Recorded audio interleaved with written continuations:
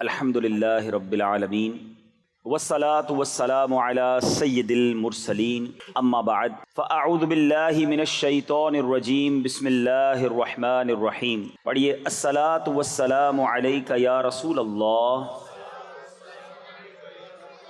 وعلی آلک واصحابک یا حبیب اللہ۔ الصلاة والسلام علیک یا نبی اللہ وعلی آلک واصحابک یا نور اللہ۔ درود پاک پڑھنے کے بے شمار فضائل و برکات ہیں، بہت خوبصورت احادیث فضائل درود میں ملتی ہیں۔ اللہ کے حبیب صلی اللہ تعالیٰ علیہ وسلم فرماتے ہیں من صلی علیہ صلاۃ واحدۃ صلی اللہ علیہ عشرہ۔ میرے آقا فرماتے ہیں جس نے مجھ پر ایک بار درود پاک پڑھا اللہ تعالیٰ اس پر 10 رحمتیں نازل فرماتا ہے۔ پھر نبی پاک فرماتے ہیں ومن صلی علیہ عشرا، جس نے مجھ پر 10 بار درود پاک پڑھا صلی اللہ علیہ مئتا، اللہ اس پر 100 رحمتیں نازل فرماتا ہے۔ پھر آگے بڑی پیاری بات فرمائی ومن صلی علیہ مئتا، جو مجھ پر 100 بار درود پاک پڑھے کتب اللہ بین عینیہ، اللہ اس کی دونوں آنکھوں کے درمیان لکھ دیتا ہے براءۃ من النفاق و براءۃ من النار، کہ یہ بندہ دوزخ کی آگ سے اور نفاق سے بری ہے، آزاد ہے۔ پھر آگے فرمایا وَأَسْكَنَهُ اللَّهُ يَوْمَ الْقِيَامَةِ مَعَ الشُّهَدَاءِ، اور اس بندے کو قیامت کے دن شہیدوں کے ساتھ اٹھایا جائے گا۔ ذرا غور کیجئے، ایک درود پر 10 رحمتیں۔ ہم کام کاج پر جائیں، کھیتوں میں جائیں، اپنی نوکری پر جائیں، گھر سے باہر نکلیں، اسکول جائیں، اور اگر درود پڑھتے پڑھتے جائیں تو ہر ایک درود پر 10 رحمتیں ملتی ہیں۔ اب آپ چاہتے ہیں کہ اللہ کی رحمتیں میرے ساتھ رہیں، میری حفاظت رہے، میرے ساتھ کوئی مشکل نہ ہو، تو صبح و شام درود پاک پڑھنا ہے۔ اور درود پاک پڑھنا اتنا مشکل نہیں ہے، بڑے آسان درود پاک ہیں۔ میں جیسے ابھی پڑھا رہا تھا، آپ ایک بار پھر مل کر پڑھ لیں الصلاۃ والسلام علیک یا رسول اللہ۔ کتنا آسان درود پاک ہے، یہ یاد کر لیں، پڑھتے رہا کریں۔ اچھا، پھر 100 بار پڑھنے والے کو کیا بتایا؟ اللہ اس کی آنکھوں کے درمیان یعنی پیشانی پر لکھ دیا جائے گا کہ یہ بندہ دوزخ سے بھی بری ہے، منافقت سے بھی بری ہے، اور انشاءاللہ قیامت کے دن شہیدوں کے ساتھ اٹھایا جائے گا۔ دنیا کا دستور ہے میرے میٹھے اسلامی بھائیوں، کام تھوڑا کرے نا تو مزدوری تھوڑی ملتی ہے، کام مشکل کرے، محنت زیادہ کریں تو پھر مزدوری زیادہ ملتی ہے۔ مگر اللہ کی رحمت دیکھو، کام تھوڑا کرو پھر بھی برکتیں زیادہ عطا فرماتا ہے۔ 100 بار درود پاک میں کتنی دیر لگتی ہے؟ تسبیح ہاتھ میں لیں، آدھے گھنٹے میں آپ کے 100 درود پاک پورے ہو جائیں گے، شاید آدھے گھنٹے سے بھی پہلے پورے ہو جائیں گے۔ لیکن نیکیاں، اجر، ثواب، انعام کتنا زیادہ ہے۔ ہر دوسرے آدمی کے ہاتھ میں موبائل فون ہے اور گھنٹوں موبائل پر لگے رہتے ہیں، اپنا وقت ضائع کرتے ہیں۔ ایسا نہ کریں، یہ زندگی ایک ہی بار ملے گی، ایکسٹرا ٹائم نہیں ملے گا۔ اسی زندگی میں آخرت کی تیاری کرنی ہے۔ جو موبائل کا استعمال کرتے ہیں نا، میری بات جلدی سمجھ جائیں گے، ہمارے موبائل پر ایک کبھی میسج آتا ہے کہ آپ کا بیلنس ختم ہونے والا ہے، پیسے ڈلوا لیجئے، آتا ہے نا میسج۔ انٹرنیٹ اگر پیکج لیا ہے تو پھر میسج آئے گا کہ انٹرنیٹ پیکج ختم ہونے والا ہے، تھوڑا ہی رہ گیا ہے، جلدی سے پیسے ڈلوا لیجئے۔ اب جس کے پاس پیسے ہوتے ہیں وہ ڈلوا لیتا ہے۔ لیکن زندگی ختم ہونے سے پہلے کوئی میسج نہیں آئے گا کہ جناب آپ کی زندگی 1 مہینہ رہ گئی ہے، اب آخری 15 دن ہے، توبہ کر لیجئے، اب 1 ہفتہ رہ گیا ہے، اللہ کو راضی کر لیجئے، اب سجدے کر لیجئے، اب توبہ کر لیجئے۔ نہیں، کوئی میسج نہیں آئے گا، کوئی پیغام نہیں آئے گا۔ بندہ صبح گھر سے نکلتا ہے، بعض اوقات گھر والوں کو کہہ کر جاتا ہے کہ یہ والا کھانا بنانا، رات آ کر کھاؤں گا، یہ والے کپڑے استری کر کے رکھنا، رات دعوت میں جانا ہے پہن کر جاؤں گا۔ کپڑے استری کیے ہوئے رہ جاتے ہیں، کھانا تیار رہتا ہے، مگر بندہ نہیں آتا، اس کی لاش آتی ہے، اس کا جنازہ آتا ہے۔ ایسا ہوتا ہے نا، ہمارے ساتھ کوئی دوپہر کو ہوتا ہے اور رات وہ قبر میں پہنچ جاتا ہے۔ ہم رات ساتھ ہوتے ہیں، صبح اٹھتے ہیں تو اطلاع آتی ہے کہ فلاں بندہ سویا مگر اٹھا نہیں، سوتے میں ہی چلا گیا، یہ میں نئی باتیں تو نہیں کر رہا نا. تو جب ایک ہی زندگی ملی ہے اور اس کے اختتام کا پتہ بھی نہیں ہے, کبھی بھی جا سکتے ہیں, تو پھر ہم کیوں گناہ کرتے ہیں, پھر کیوں غفلت کی زندگی گزارتے ہیں, پھر کیوں وقت ضائع کرتے ہیں؟ میرے میٹھے اسلامی بھائیوں, میری بات سمجھو. آپ نے برف دیکھی ہے نا, برف کا جس کا کاروبار ہوتا ہے نا, جو برف بیچتا ہے نا, اس کا ایک ہی کام ہوتا ہے کہ جلدی بک جائے, کیونکہ دیر ہوگی تو کیا ہوگا؟ ہاں سب سمجھدار ہے نا, پگھل جائے گی. برف پگھلتی ہے. آپ سمجھیے جو زندگی ہے نا ہماری, یہ ہم سب کو ایک ایک برف کی لادی, برف کا بلاک کہہ لیں, برف کا ایک پیس آپ کو میرے ہاتھ میں دے دیا گیا ہے. کسی کو 30 سال کا دیا گیا ہے, کسی کو 40 سال کا, کسی کا 50 سال, اور روز پگھل رہی ہے برف. ہو سکتا ہے ہم میں سے کسی کی آج ہی برف پوری ہونے والی ہے, پتہ نہیں ہمیں, لیکن برف پگھل رہی ہے. بالکل زندگی اسی طرح پگھل رہی ہے. ہم موت کے قریب ہو رہے ہیں, ڈے بائی ڈے, روزانہ ہم اپنی قبر کے قریب جا رہے ہیں. اسکول پڑھنے والے, جیسے جیسے آپ کا امتحان کا دن قریب آتا ہے تو کیا کرتے ہیں آپ؟ تیاری کرتے ہیں. جتنا امتحان قریب آتا ہے اتنی ٹینشن شروع ہو جاتی ہے.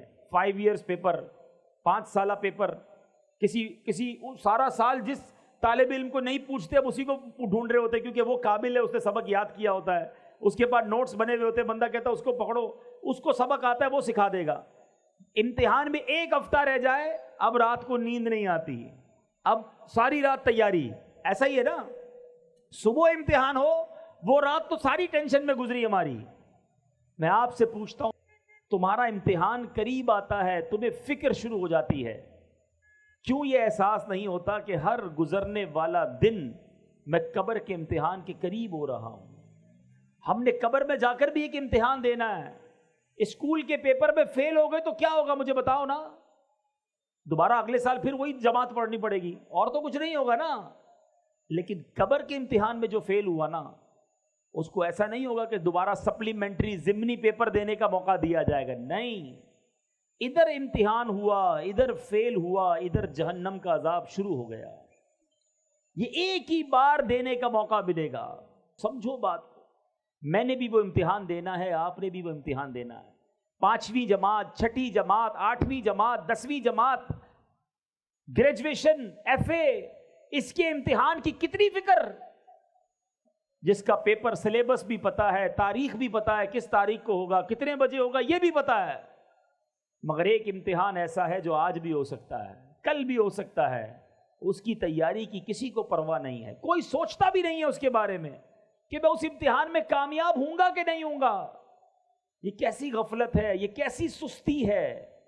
اے میرے نوجوان, بڑی تعداد میں ماشاءاللہ میں دیکھ رہا ہوں, بہت بڑی تعداد میں نوجوان ہیں.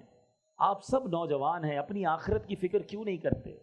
کیوں اللہ کو ناراضی والے کام کرتے ہیں؟ تو ایک کام, آج پہلا میسج آج کے بیان کا لے لیجئے کہ انشاءاللہ اب روزانہ کثرت سے درود پاک پڑھیں گے. انشاءاللہ چلتے پھرتے اٹھتے بیٹھتے درود پڑھتے رہیے, رحمتیں نازل ہوں گی.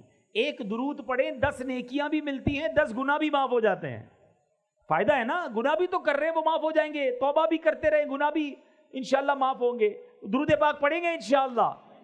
ایک بار محبت سے درود پاک پڑھ لیں, صلو علی الحبیب صلی اللہ تعالی علی محمد صلی اللہ علیہ وسلم. آج میں آپ کو 2 واقعے سناؤں گا, اور ان 2 واقعات سے ہمیں اندازہ ہوگا کہ ہمارا رب کتنا کریم ہے, کیسا رحیم ہے, کیسا مہربان ہے, کیسا احسان کرنے والا ہے, کیسا نوازنے والا ہے. دنیا کا دستور ہے میٹھے اسلامی بھائیوں, آپ کہیں نوکری کرتے ہوں, آپ کا سیٹ آپ پر بڑا مہربان ہو, تنخواہ ٹائم پہ دے, کبھی کبھی بونس بھی دے دے, ٹائم پہ چھٹی بھی دے دے, آپ کیا کہتے ہیں, یار یہ بڑا اچھا آدمی ہے. وہ ناراض نہیں ہونا چاہیے, اس کو میری بات بری نہیں لگنی چاہیے. کوئی آپ کو قرضہ دے دے, نوکری دلا دے, مہربانی کر دے, آپ کہتے ہیں یار اس نے تو مصیبت میں کام آیا تھا, اس کو تکلیف نہیں ہونی چاہیے, یہ ناراض نہیں ہونا چاہیے.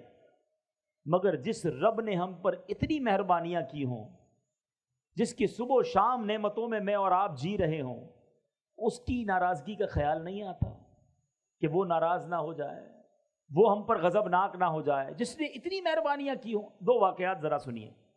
حضرت ذو النون مصری رحمت اللہ تعالی علیہ، یہ بہت بڑے اللہ کے ولی گزرے ہیں۔ ایک بار دریائے نیل کے ساحل پر آپ گئے، آپ نے اپنی سوچ میں مگن تھے کہ آپ نے اچانک دیکھا کہ ایک بچھو جو ہے بڑی تیزی کے ساتھ دریا کی طرف جا رہا ہے۔ آپ نے سوچا یہ بچھو دریا میں کیا کرنے جا رہا ہے؟ آپ بھی کنارے پیچھے پیچھے چلنے لگے، کنارے پر پہنچے، وہاں دیکھا کہ دریا کے کنارے سے ایک مینڈک باہر نکلا اور وہ بچھو اس مینڈک کے اوپر بیٹھ گیا اور وہ مینڈک اس کو لے کے چلنے لگا۔ آپ حیران ہوئے کہ یہ کیا راز ہے کہ بچھو کو دریا پار کرانے کے لیے مینڈک کا انتظام۔ آپ بھی ساتھ ساتھ چلنے لگے کہ دیکھوں یہ کوئی راز ہے اللہ کا۔ دریا کنارے پہ مینڈک پہنچا، بچھو اتر گیا، اتر کر بچھو پھر جانے لگا۔ آپ بھی ساتھ ساتھ چلنے لگے۔ اب وہاں دیکھا کہ ایک درخت کے پاس جا کر وہ بچھو کھڑا ہو گیا، اس درخت کے نیچے ایک بندہ مدہوش شراب کے نشے میں دھت پڑا ہوا ہے، بے ہوش، اور اس بے ہوش آدمی کو مارنے کے لیے ایک بڑا سانپ اپنا پھن پھیلائے تیار ہے کہ اب اس نے اس بے ہوش آدمی کو مار دینا ہے۔ اس بندے کو پتہ بھی نہیں وہ بے ہوش ہے۔ اتنے میں بچھو آیا اور اس نے تیزی کے ساتھ سانپ کو ڈنک مارا، سانپ اس ڈنک سے مر گیا، بچھو واپس چلا گیا۔ بندہ بے ہوش ہے، سانپ مارنے کے لیے آ گیا ہے، لیکن اللہ کا سسٹم نظام دیکھو کہ بچھو کو مینڈک نے دریا پار کرایا، آ کر سانپ کو مارا، واپس چلا گیا۔ آپ قریب گئے اس کو جگانے کے لیے تو اس کے منہ سے شراب کی بو آنے لگی۔ آپ حیران ہو گئے کہ یا اللہ، یہ شرابی اور اس کے لیے ایسی حفاظت، اس کے لیے ایسا نظام، اللہ اللہ اللہ اللہ۔ اب سورج غروب ہونے لگا تو وہ نوجوان، اس کی آنکھیں کھلی، وہ ہوش میں آیا۔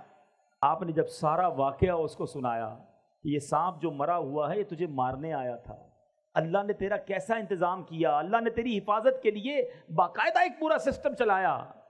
اللہ اکبر اللہ اکبر۔ وہ شخص مٹی اٹھا کر اپنے ماتھے پر ملنے لگا کہ میں اتنا گناہ گار، اتنا خطا کار، رب کی اتنی نافرمانی کرنے والا، مگر وہ ذات گناہ گاروں کو اتنا نوازتی ہے تو جو نیکیاں کرتا ہوگا اللہ اسے کتنا نوازے گا۔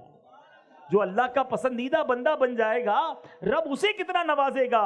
یہ کہہ کر وہ بندہ جنگلوں میں نکل گیا۔ اے میرے میٹھے اسلامی بھائیوں، اب کیا سیکھا اس واقعے سے؟ ایسا کریم ہے ہمارا مولا۔ آپ اور میں گناہ کتنے کرتے ہیں، کبھی سوچا ہم نے؟ آپ کی میری کوئی ایک بات نہ مانے، ذرا سنیے گا میری بات۔ آپ کسی کو کہیں جناب بھائی یہ کام کر دو، وہ کہے میں تو نہیں کرتا۔ دوبارہ آپ تھوڑے دنوں بعد کہیں بھائی جان مہربانی یہ کام کر دو، وہ کہے میں نہیں کرتا۔ تیسری بار آپ کہیں کہ بھائی میں نے کہا نا میں نہیں کرتا، چوتھی بار کہو گے اس کو؟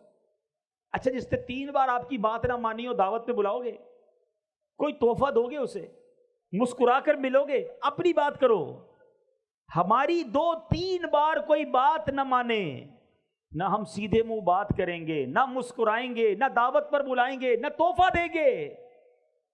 میں اور آپ روزانہ رب کی نافرمانی کر رہے ہیں، صبح و شام اسے ناراض کر رہے ہیں، کتنی غلطیاں کر رہے ہیں۔ کیا رب نے کھانا روک لیا؟ رب نے پانی روک لیا؟ رب نے سانسیں روک لی؟ رب نے پیر واپس لے لیے؟ اسی نے دیے تھے نا۔ ہاتھ لے لیتا، آنکھیں لے لیتا، زبان لے لیتا۔ وہ کیسا کریم ہے۔ ہم خطائیں کر رہے ہیں، وہ عطائیں کر رہا ہے۔ ہم اسے ناراض کر رہے ہیں، وہ پھر بھی نواز رہا ہے۔ ایسے رب کی نافرمانی کی جانی چاہیے؟ ایسے رب کو ناراض کرنا چاہیے؟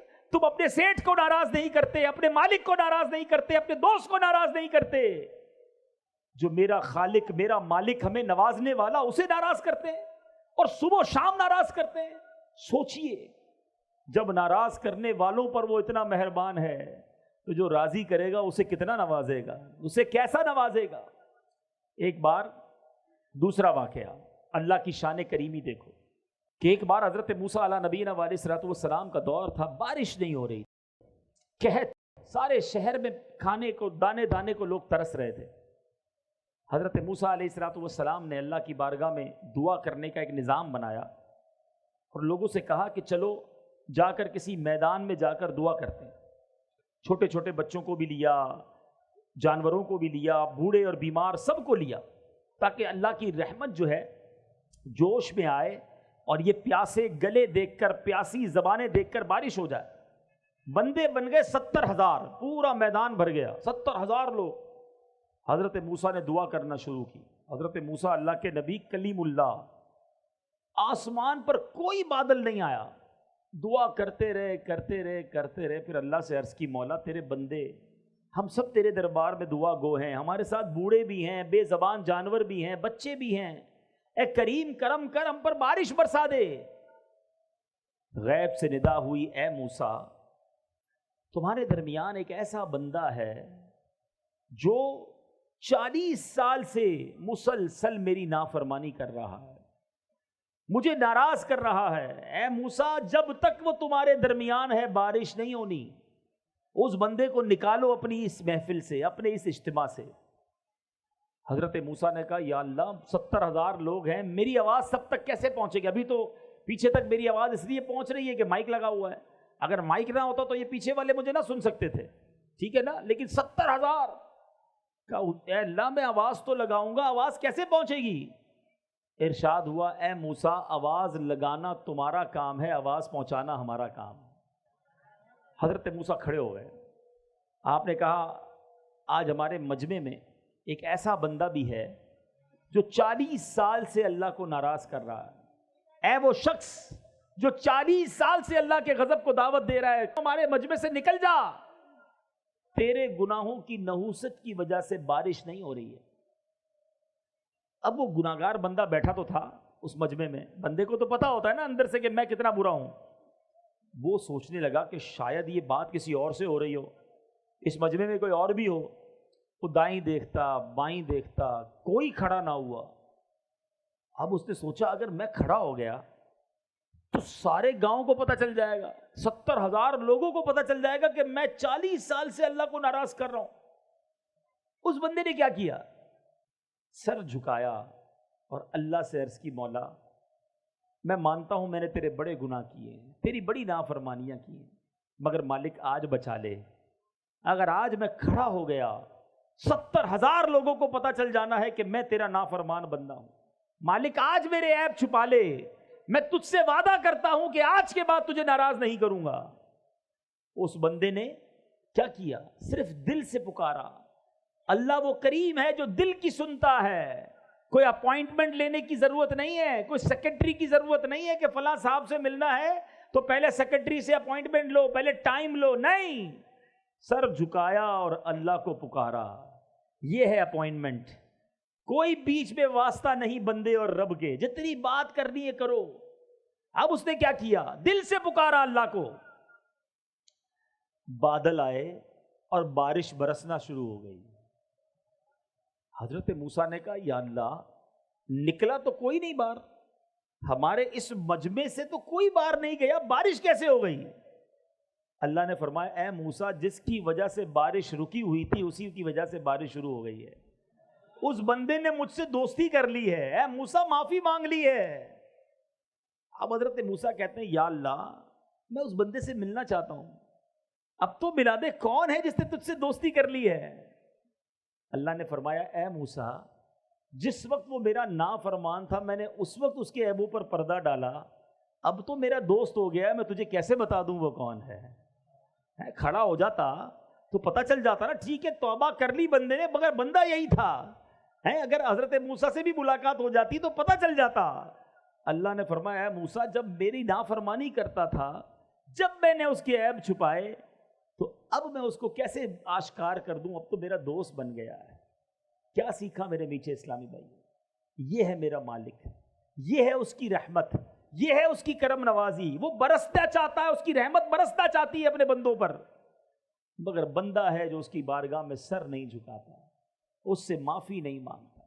ایک سچی پکار، ایک سچی معافی ہمارے سارے گناہوں کی معافی کا سبب بن سکتی ہے، مگر مسئلہ یہ ہے کہ بندہ سر ہی تو نہیں جھکاتا، معافی ہی تو نہیں مانگتا، دوستی ہی تو نہیں کرتا رب سے۔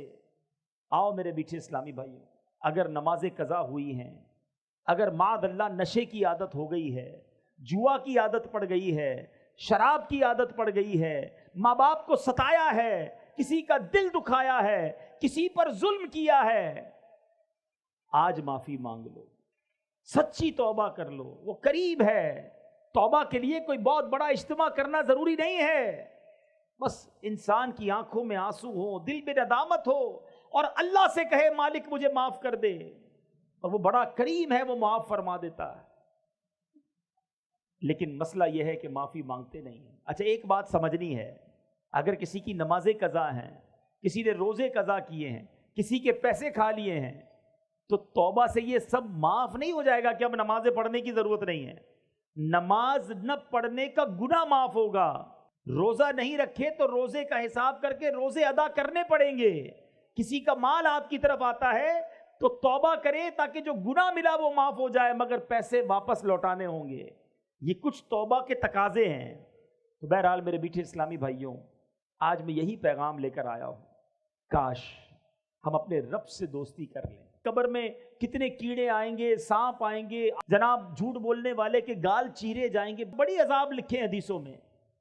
ایک یہ ہے، میری بات ذرا غور سے سمجھیے گا، ایک یہ ذہن ہے کہ اللہ کے عذاب سے ڈر کر گناہ چھوڑوں، کہ نئی نماز پڑھی تو مار پڑے گی، روزہ نہیں رکھا تو عذاب ہوگا، جھوٹ بولوں گا تو عذاب ہوگا۔ ایک تو یہ انداز ہے، یہ بھی ٹھیک ہے، لیکن اس سے اچھا پتہ ہے کیا ہے؟ کہ بندہ عذاب سے ڈر کر گناہ نہ چھوڑے، اللہ کی محبت میں گناہ چھوڑ دے، کہ میرا اتنا کریم مالک، میں اس کی نافرمانی کروں۔ جو آپ کا بہت قریبی دوست ہو، آپ کو بڑا پسند ہو، آپ کسی کی بڑی عزت کرتے ہو، اور وہ آپ کو کوئی بھی بات کہے تو آپ کیا کہیں گے؟ یار تیرے لیے جان حاضر ہے، آپ جو کہیں لبیک، حکم ہیں سائیں، تو تمہارا حکم سر آنکھوں پر، کہتے ہو نا؟ اپنے کسی نہ کسی زندگی میں کسی دو چار لوگوں سے تو ایسا تعلق رکھا ہے کہ نہیں، کہ وہ جو بھی کہیں وہ لبیک، ان کے لیے جان حاضر۔ تو کیا اللہ نے جو فرمایا اس کے لیے جان حاضر نہیں ہے؟ اللہ سے ایسی دوستی نہیں ہو سکتی؟ اللہ کی عبادت ڈر کے کرنی ہے، عذاب کا سن کر کرنی ہے، عذاب برحق ہے، جس سے رب ناراض ہوگا اس کو واقعی عذاب دیا جائے گا۔ مگر مزہ یہ ہے کہ بندہ کہے یہ میرے مالک کو پسند نہیں اس لیے میں نہیں کرتا، میرا رب منع فرماتا ہے میں اس لیے نہیں کرتا، میں نماز اس لیے پڑھتا ہوں کہ میرا رب راضی ہو جائے، میں سجدہ اس لیے کرتا ہوں کہ میرا رب مجھ سے راضی ہو جائے۔ یہ دو الگ زاویے ہیں، یہ دو الگ سوچیں ہیں۔ اللہ کرے کہ مجھے اور آپ کو ہمارے رب سے اتنی محبت ہو جائے، اتنا پیار ہو جائے کہ جس کام کے بارے میں یہ پتا چلے اللہ نے منع فرمایا ہے، اللہ کے حبیب نے منع فرمایا ہے، بس بھائی ہم کو وہ نہیں کرنا۔ نیا کاروبار کرنا ہے، فوراً عالم دین سے رابطہ کریں، جناب میں یہ کام کر رہا ہوں، یہ جائز ہے ناجائز ہے؟ علماء کہیں ناجائز ہے، سود حرام ہے، رشوت حرام ہے، جھوٹ بول کر کاروبار کرنا حرام ہے، ارے جناب دھوکہ دینا حرام ہے، بس حرام ہے، اللہ اور اس کے رسول نے منع کیا، میں نے نہیں کرنا کیونکہ میں اللہ سے محبت کرتا ہوں، اللہ کے حبیب سے محبت کرتا ہوں۔ اچھا کوئی کہے کہ جناب رشتہ کرنا ہے، بچے کی شادی کرنی ہے، اس میں ناچ گانا حرام ہے، شراب حرام ہے، جوا حرام ہے، ایسے کام کرنا شادی کے اندر جو بے پردگی والے گناہ والے حرام ہیں، ہم کہیں بس میرے رب نے منع کر دیا، میں نے ایسا کام نہیں کرنا۔ کیا ایسا نہیں ہو سکتا؟ کیا بار بار عذاب سے ڈرایا جائے پھر ہی گناہ چھوڑیں گے؟ تو آج یہ پکی نیت کر لو، اللہ جو ہے نا، یاد رکھو اللہ اپنے بندوں پر ماؤں سے زیادہ محبت کرتا ہے، ماؤں سے زیادہ مہربان ہے۔ آپ کی میری ماں ہمیں تکلیف میں نہیں دیکھ سکتی، جب ہماری ماں ہمیں تکلیف میں نہیں دیکھ سکتی تو اللہ تو ماؤں سے زیادہ پیار کرنے والا۔ ایک بار مانگو تو صحیح نا، ایک بار گر گڑاؤ تو صحیح، اس سے دوستی تو کرو۔ مگر آج اللہ ہی کو ناراض کرنے والے ہم کام کرتے ہیں۔ اللہ کی بارگاہ میں سچے دل سے ایک ہی توبہ کیسے رنگ بدلتی ہے۔ ایک بار حضرت عمر رضی اللہ تعالیٰ عنہ کہیں جا رہے تھے، ایک بندہ آپ کے سامنے سے گزرا، اس کے ہاتھ میں شراب کی بوتل تھی، حضرت عمر نے دیکھ لیا، فرمایا بتاؤ کیا ہے؟ اچھا حضرت عمر بڑے جلالی نا، فوری طور پر سزا سنانے والے، شراب کی بوتل ہاتھ میں۔ حضرت عمر نے کہا بتاؤ کیا ہے؟ وہ شخص کہنے لگا اگر میں نے عمر کو بتا دیا کہ شراب کی بوتل ہے تو گیا، مارا گیا۔ اب سامنے کھڑے حضرت عمر، کتنا وقت ملا ہوگا اس کو؟ اس نے دل ہی دل میں ٹیلی فون لائن فون نہیں ملانا پڑتا توبہ کے لیے، خط نہیں لکھنا پڑتا، دل ہی دل میں اللہ سے کہا یا اللہ آج بچا لے، عمر کے سامنے ذلیل ہونے سے بچا لے، اے اللہ آج کے بعد شراب نہیں پیوں گا، بس اتنا ہی کہنا تھا۔ اور حضرت عمر سے کہتا ہے حضور اس بوتل میں سرکہ ہے. آپ نے فرمایا مجھے دکھاؤ. بوتل نکال کر لرزتے ہاتھوں سے حضرت عمر کے ہاتھ میں دیتا ہے. شراب کی بوتل ہے. حضرت عمر جیسے اس بوتل کو ہاتھ میں لیتے ہیں وہ سرکے میں تبدیل ہو چکی ہوتی ہے. یہ ہے میرا مالک، وہ عیبوں کو چھپانے والا، گناہوں کو معاف کرنے والا، بندوں کو بخشنے والا. پنجابی شاعر کہتے ہیں نا، ایک گناہ میرے ماں پیو ویکھن مینوں عمری منہ نہ لاویں. ہمارے ماں باپ، ہمارے رشتہ دار ہمارا کوئی گناہ دیکھ لیں ناراض ہو جاتے ہیں، منہ دیکھنا بند کر دیتے ہیں. ایک گناہ میرا ماں پیو ویکھیں مینوں عمری منہ نہ لاویں. لکھ گناہ میرا مالک ویکھے وہ پھر بھی پردے پاوے. اللہ کو کتنے گناہ پتہ ہیں، ہمارے سب پتہ ہے، جو کیا وہ پتہ ہے، مگر ہماری عزتیں بھی باقی ہیں، لوگ ہمیں نیک بھی سمجھ رہے ہیں، ہماری واہ واہ بھی ہو رہی ہے، مگر وہ مالک جانتا ہے کہ کب کب کہاں کہاں کیسے کیسے ہم نے اسے ناراض کرنے والے کام کیے. ایسے کریم کو ناراض نہیں کرنا چاہیے، ایسے کریم کی نافرمانی نہیں ہونی چاہیے. آؤ میرے میٹھے اسلامی بھائیوں، آج یہ پکی سچی نیت کر لیں. یہی کام ہو گیا تو اجتماع وصول ہے کہ آج میں اور آپ یہ سچی نیت کر لیں کہ آج کے بعد ہماری کوئی نماز قضا نہیں ہوگی. ایسے نہیں میرے میٹھے اسلامی بھائیوں، ایسا نعرہ لگاؤ کہ شیطان ادھر سے دور بھاگ جائے. آج کے بعد ہماری کوئی نماز قضا نہیں ہوگی. آپ کو پتا ہے نماز کا ثواب کیا ہے؟ نماز دین کا ستون ہے. گھر میں پلر ہوتے ہیں نا، پلر دیکھیں آپ نے، عماد الدین کہا گیا. اگر پلر نکال دیں، ستون نکال دیں تو عمارت کھڑی رہے گی؟ نیچے آ جائے گی نا، گر جائے گی نا. اسلام دین کی عمارت وہ نماز پر ہے. نماز جنت کی کنجی ہے. نماز پیارے آقا کی آنکھوں کی ٹھنڈک ہے. نمازی کو نبی پاک کی قیامت کے دن شفاعت نصیب ہوگی. اور نمازی کے لیے سب سے بڑا انعام یہ ہے کہ اسے بروز قیامت اللہ کا دیدار کرایا جائے گا. اللہ کا دیدار کریں گے نا انشاءاللہ. تو اب نیت کر لیں آج کے بعد کوئی نماز قضا نہیں ہوگی، فلمیں ڈرامے نہیں دیکھیں گے، گانے باجے نہیں سنیں گے، حرام روزی کے قریب بھی نہیں جائیں گے. تو میرے بیٹھے اسلامی بھائیوں، سچی توبہ یہ کرنے کی نیت کر لیں. ہماری دعوت اسلامی یہی چاہتی ہے کہ ہم نمازی بن جائیں، ہم سنتوں کے پابند بن جائیں، ہم گناہ چھوڑنے والے بن جائیں، ہم نبی پاک کے سچے عاشق بن جائیں. اللہ تعالیٰ عمل کرنے کی توفیق عطا فرمائے. صلو علی الحبیب صلی اللہ تعالی علی محمد صلی اللہ علیہ وسلم.